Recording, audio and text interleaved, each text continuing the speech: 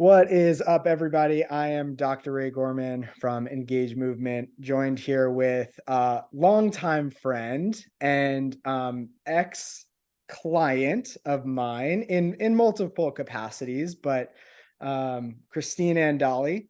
And what the reason why we brought Kristine on today is I think that there is a lot of misconception, and obviously, I can often be a little bit biased on why the digital aspect of, managing clients is super beneficial. But I wanted to bring somebody on that could actually speak from the other side of the experience. Kristine was a long time remote programming, what I now call prescriptive exercise program client of mine. And we have stayed in touch, formed a great relationship. And so, Kristine, I'd love for you to tell the audience a little bit about yourself, your background, and then we can get into some of the questions. Sure. Where do I start? So I have a big background in CrossFit. I did it for about a decade, maybe a little bit longer than that. And was very, very competitive in it, like top level, but throughout that process, dealt with a lot of injury, just kind of like running myself into the ground from too much training, under fueling, and that led to me undertaking a few surgeries. So for my first surgery was my Achilles, and then I got back recovered from that. That went pretty well. Um, and then when I got back, I made it back to regionals. And within that process, like that's when all of that, like under recovering, overtraining, not taking care of my body whatsoever, just like go, go, go was happening. And I got back on the regional floor and I blew both my shoulders out.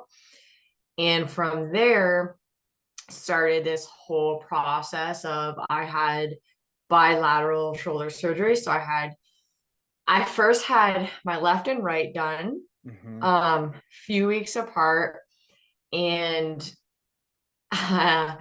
ended up working with someone who was not very great in like the PT area. Also surgeon wasn't that great. Like it was kind of like a mix of both. Was not recovering from that, and then ended up having to go get two more. Ended up at the Cleveland Clinic. That's after the Cleveland Clinic was when I think it was after the second surgery, Yeah. set of surgeries, is when you came into the picture. Um, and that was like a 2-year recovery working with Ray. Then I got back onto the competition floor after that, which is like insane, like no pain, Yeah. nothing. Um, and then I decided to hang it up after that. So that was about like I think that was like the 10th year of me being Yeah. in CrossFit. And then I um started nutrition coaching, Yeah. and that's where I am now, and I've built a very successful business with that. Yeah. I think the cool part is like it's kind of bittersweet that like you got back and then you were like, okay, I'm going to hang it up. But I think part of that experience was really understanding that you could do it, right? Like Yeah. overcoming that mental hurdle of like, I can do this. And oddly enough, I was like going back through old posts the other day, and there was like a video of that you had tagged me in of you doing muscle ups. And it was like the first time that you had done them since, all of this happened. And it was just such a cool, that was actually kind of the thing that, sparked me asking you to do this interview was like, damn, that was like a cool moment. Um, and so Yeah.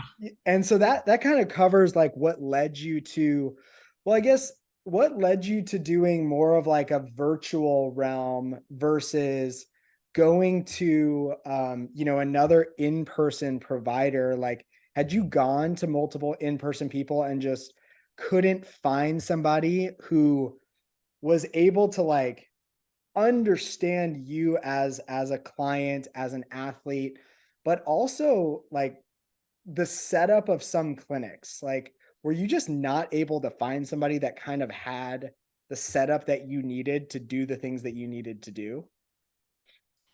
Yes.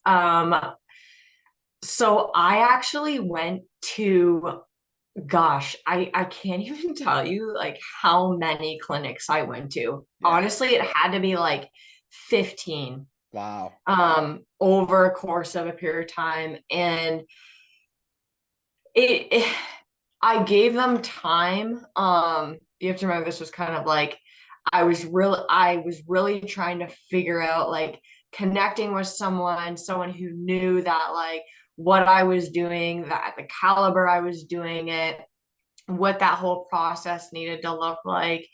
And I really couldn't find that in a clinic uh space. Yeah. Um, I think they had like base understanding of what I did as far as like CrossFit, but just not even remotely close to as much as you. And then on the flip side of that, it was really hard to like constantly be having to go to these clinics because like I'm Mm, in a recovery process. I can't, like, for me, it wasn't just like once a week. Like, right. this is something that I had to be doing multiple times a week. And that commute, like, all of that was stuff that just was a struggle. It was a struggle. I was living in LA at the time. Yeah. Even for Super easy to before get we around there, right? yeah, and even before, like with my Achilles, I found like a good in-person PT. Yeah. She was fantastic in person, but still was not providing the like what I needed to do outside of that. And I was traveling like an hour to see her, to Yeah. see an actual like really good PT. So I personally just struggled with that experience all around. I couldn't figure it out. Yeah. So I mean, just from like the timeline of that commute, to put this into terms, I think a lot of people find carving out the time difficult to do these Very things. and much. and one of the advantages of digital work, a prescriptive exercise program, is that we can kind of kill two birds with one stone and say like, you're going to the gym already, here's the things that we need to do, and here's the way that I can kind of replicate what we would be doing in person but you were going to do on your own. And Yeah. so in your case, a 1 hour commute, that's 3 hours potentially per visit. And if you need more than once per, like 3 hours per week is a lot for someone to carve out already. But if Oh you yeah. needed to go twice per week, that's 6 hours per week. If you needed to go three times per week, that's 9 hours per week. And now in the performance PT space, I think we typically see clients on the lower end of the spectrum, like one visit per week. But one thing that you brought up was you kind of had this difficulty managing the in between sessions because you were only seeing the PT once per week, or they didn't have a process that extended beyond the clinic walls. Is that fairly accurate? Yes. Yep. And so how did that change once, we were able to work together and immediately we cut out the commute? Immediately we start to say, Kristine, how much volume do you actually need per week in order to recondition these significantly damaged tissues at this point that had been repaired, but were not reconditioned to the point of being able to press fast under speed, being able to be inverted, being able to hang, being able to, absorb a force into like full extension for something like a muscle up. Like what started to change once we were able to accumulate that meaningful volume?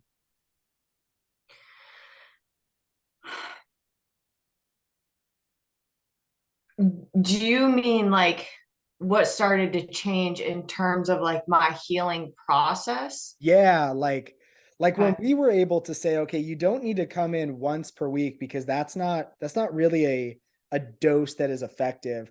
What did you start to notice when we were able to layer in like 2 workouts a week, 3 workouts a week, get you doing I don't know if you remember the heavy slow resistance protocol, right? I got a memory pop up about that the other day and Yeah. I was like, oh my gosh. Yeah, and like what did that kind of do to you turning that corner of, potentially seeing the light? Yeah. So what a big thing for me with that was like it was very, very simple work, Yeah. not a ton of it. So like what you talked about with the commute being cut, like a ton of time had been cut down. I think too, a lot of stress had been cut Mhm. down with that. Great And point. so there was just this simplicity and we were building over time. And although it was like a long recovery process, in the end, I do believe it shortened the recovery process, if that makes sense. The only shortcut is the long way, Yeah, right? Yeah, you yeah, because for you, by that point, you had already been years into the process, yeah, right? And more surgery wasn't the answer. More in-person work wasn't the answer. It was the right no, amount of volume, dosed in the right way, dosed in the right frequency, and then rebuilding like what we refer to as a chronic workload, which, kind of in just general terms is really a protective workload, and taking some of that guesswork out of like, am I prepared for this? It's like, no, we've done the work to prepare for this. yeah. I didn't even need once I started working with you and we really started to build in that slow manner. I was building while simultaneously like adding. So like it would be like a pull up, for example, Yeah. where we start in like this small range of motion, right? And I would like you think how it not what it normally looks like when you're doing PT is like you do all this like manual work Yeah. and then all of a sudden you try to like do a pull up, Yeah. right? Versus it was like, okay, we were actually like in the gym building, then like simultaneously like working on that um the like ranges of motion, Yeah. right? And throughout that whole time, I never really had to do any manual work anymore. It was just building that strength over time and that range over time. So yeah, it was completely different than what I originally thought the process would look like. Yeah. I think that this is true for a lot of clients, and a lot of, the clients that I've worked with in the digital space is like, look, like, do you really need manual work, or do you need a structured process of exercise and exercise progressions that ultimately get you back to the goal?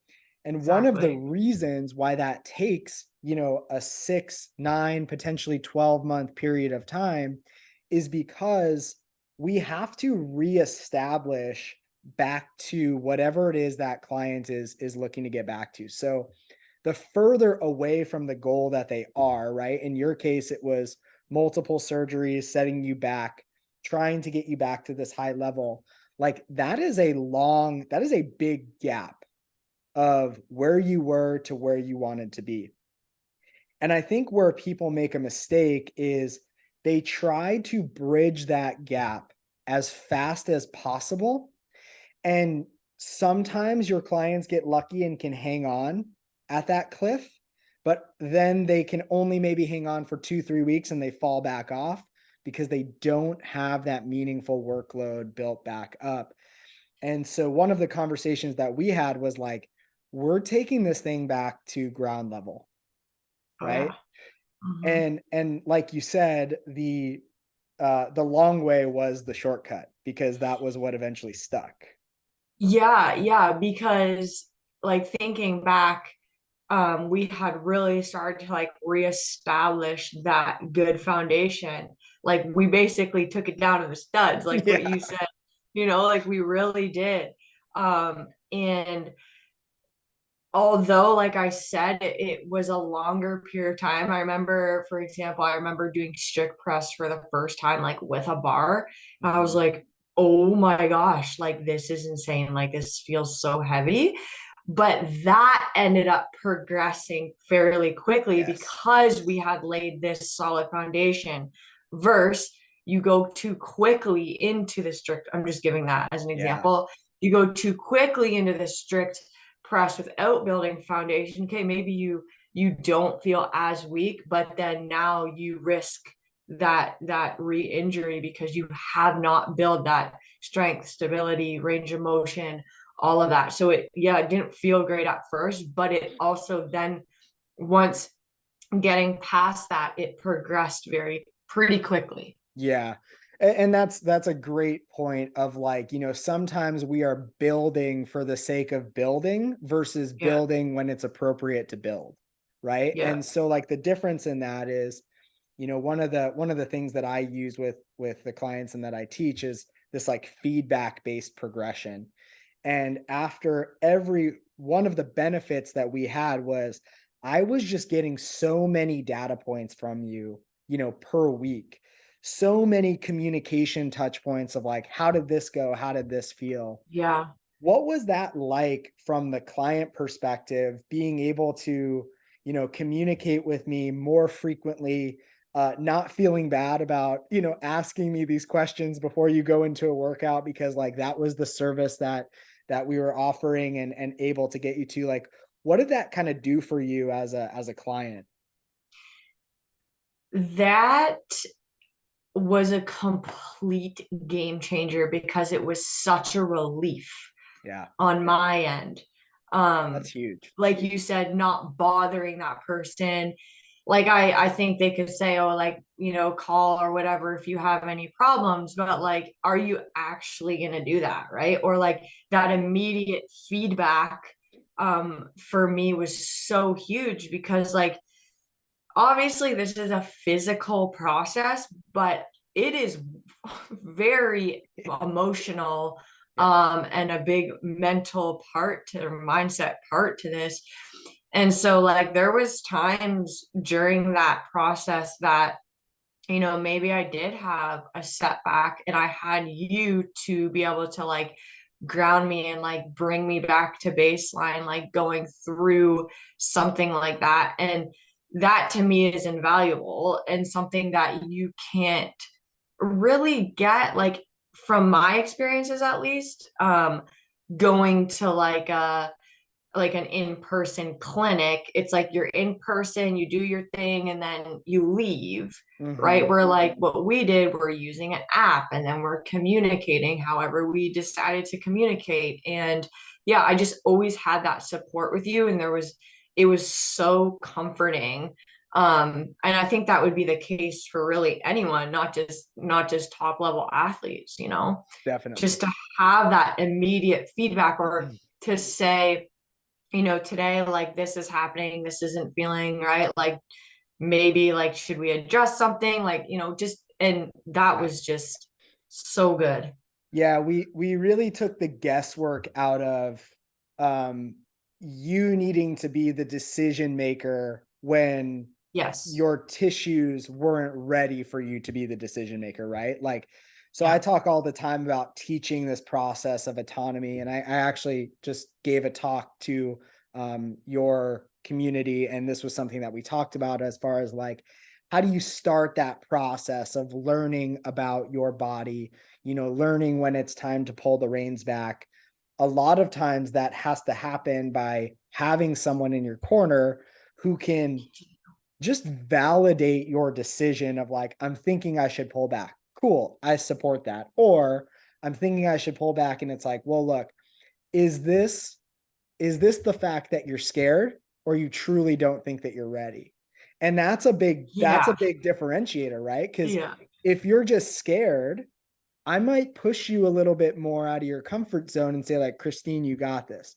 versus if you're Mhm. like, dude, something doesn't feel right today, that's a different conversation, right? And you're going to Totally. learn so much from the experience by having that those data points along the way. There was a lot of that for me, being Yeah, scared. Because my injury was like, guess you could say like a traumatic injury where it didn't like happen over time. Like I sure. did a snatch. I mean, it, I mean, my body wasn't great over time, but like the actual Sure. injury was done on the competition floor with snatches, like, and I felt it, like it was Yeah. like nasty, right? And so Yeah. being comfortable doing snatches was really tough Yeah. for like a long period of time. So yeah, that just reminded me of that for sure. Like there's times that like, okay, like you would push me to do something. Um, or if I needed to pull back, I'd pull back. So yeah, another Yeah. very beneficial part of that.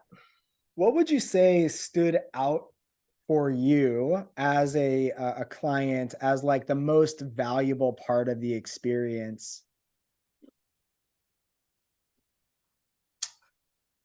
Um, Honestly, I would say the communication part of it, Yeah. like being able to just have you there, like what we just talked about.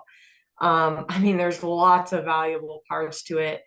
The time saving, I think a big one was like you understanding and having like access to my programming and like Mhm. working with that, whereas Yeah. like again, not really something that you're going to get from like a typical PT clinic. Like Right. you were working in conjunction with my coach, you knew what I was doing. And so it was like this team. Yeah. So that was extremely valuable. But for me as a person, like I needed a lot of support um, during that, and I got that from the way we did things. Awesome. I appreciate that. Yeah. The one thing I want to make sure that I pull out of that is, I was not your fitness coach, right? No. Like I look at it almost like your reintegration coach. How do we Yes. reintegrate, Kristine as the person back into her healthy, active lifestyle? And I think that that's a really important role for, PTs or coaches in this realm to fill. But like it was supportive of your fitness program, and I think a lot of the big misconception is that, what I teach or what I recommend is taking over that fitness part. And that's just not the case. Like we were getting you the appropriate capacity and the appropriate resiliency to go back to working with your coach, working with a general program. And eventually that relationship for us comes to an end, but that's a good thing, right? Like that's the goal. Yeah. Like the goal is to say like, Kristine, you've done it. You've put in the work. Um, it feels like we're breaking up, but in a good way. I can remember that day, Yeah. like actually when that happened, Yeah. like like you were still giving me programming, and I was still like, I don't even know if I was doing it all the time. Like I You just start to was, see the trend. I had no issues anymore. And Yeah. I was like, Yeah. is this something that we still need to be doing? Like, Totally. I mean, and it was like 2.5 years. It wasn't like six Yeah. months. Yeah. But I just really got to that point where it was like, I, I, I don't think I need this anymore, which Yeah. is phenomenal. Yeah. And I haven't needed it since. Like, Yeah. I'm totally fine. Um, but another like really valuable part was like, so an athlete, right? Very competitive mindset. There's an ego there in a sense. Like we're so eager to just get back on the floor. So taking things slow is like really hard for us. Yeah. Um, Yeah. so one really great thing that I appreciate, like in hindsight now, I don't think I was able to appreciate it so much during that, was like I was like capable of, like, you kind of touched on it a little bit. or it's the other way around. Like I was capable of doing things, but was I actually ready? Mm, Right? Like, was mhm. I actually ready? Um, I guess with my shoulders to go and do that open Yeah. workout. You Yeah. know, like being able to have someone there to have that objective outlook and understand that, like, yeah, you're capable, but like, are you actually ready to do Yes. this? This is something I talk about all the time in the performance realm, and even in like the general population realm. But there's the skill level that you have, and there is the capacity, like the local tissue Yes. capacity level that you have. And look, I don't consider myself to be the stellar athlete that you are, but I have developed a lot of high level skills that I can express in the gym, that like my capacity of training right now, I probably shouldn't do those things until I rebuild the prerequisites to them, right? I probably shouldn't Right. get back to doing, ring muscle ups until I do a little bit of progressions again. I was just gonna say that. And but that's also true for like skill, because I think volume moderation is a skill. I think intensity is a skill. So let's take the CrossFit high level skills out of it and look at somebody who is a skilled runner, right? Like them going back and sprinting, they might have the skill to do that, but they might not have the capacity. Or going Right. back to run at their old pace, they might have the skill to do that, but they don't have the tissue capacity.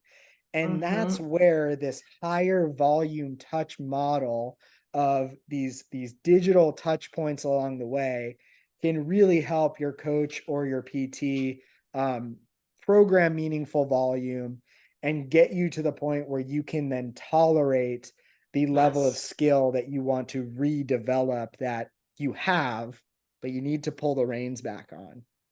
Yeah, because I that happened to me like one of the years in the open. Yeah, Like I couldn't do the open.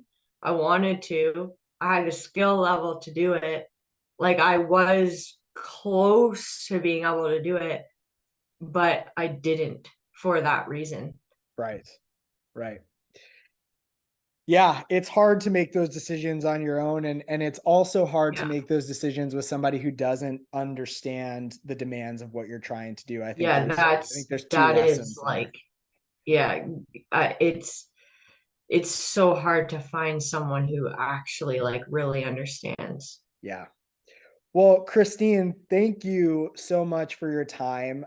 Before we go, is there any last words that you would want to, share with either a client that's kind of on one side of should I do this, or a provider who is, tentatively thinking like, oh, I don't know, everything needs to be done in person. Like anything that you would kind of say there?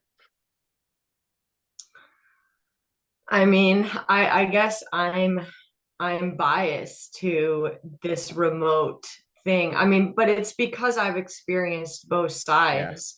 Yeah. I do understand the in-person mindset from their standpoint, but at the same time, like we have to think about the client and what we're saving them time, stress. You can communicate with them. You have the capacity to probably communicate with them better when you're doing it remotely. And that is, to me, from like an adherence standpoint, is only going to help the client. And like Perfect. adherence is everything. So Yes. that's That's my thoughts. That is an excellent point, and I am in total agreement with you that there is a time and a place for in-person, and there's also a time and a place where in-person needs to stop and more meaningful volume needs to start. And that's kind of the reason for the model that I used as a PT. And well, thank you so much for sharing your story, for, allowing the audience to connect with you a little bit. I believe on social media, if they want to connect with you, they can find you at Kristine Andali on Instagram. And then your website is KA training or KA nutrition. ka-nutrition.com. ka-nutrition.com. So if you're looking for an awesome nutrition coach where you would also get some access to me at some points with some trainings that I've done for Kristine's community, Yep. give her a reach out and send her a DM and see if you're a good fit. Kristine, Thank thank you, you so Ray. much again. I truly appreciate your time, and I'm sure everybody will love watching this interview and hearing your story. Thank you, Ray.